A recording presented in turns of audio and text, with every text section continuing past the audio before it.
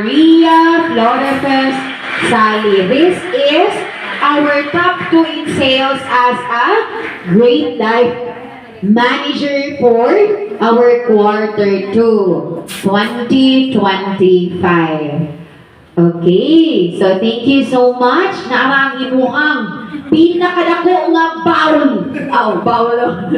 It's a bowl. Ay, kaya natin Sal. Pramagit ang name. Okay, 1, 2, 3. Ako pala isa ni Ma'am Sal. Congratulations.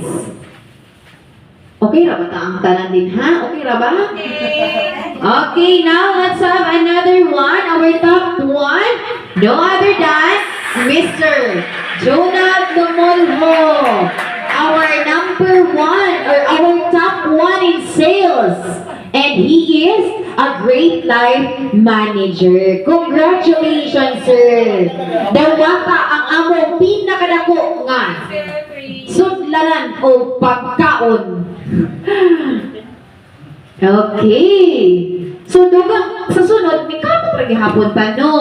Ito nang i-recognize ang inyong mga kapugihan. Okay, now, our top seller as a Great Life Director na level. Okay, so we have Miss Sarah May Gadayan, our top 2 in sales as a Great Life Director for our quarter 2 of 2025. Dang dang dang dang dang dang. Ay, naday baby. Congrats, Ma'am Sarah. Congrats, Ma'am Sarah. Dawatan imong isa ka. Oh. Congrats. 1, 2, 3. Wait na pa. Smile. Dawata mo pahalipay, ma'am. Congratulations. Okay. Now we have our next. Okay, top 1 in sales. No other than Miss Alma Bahian.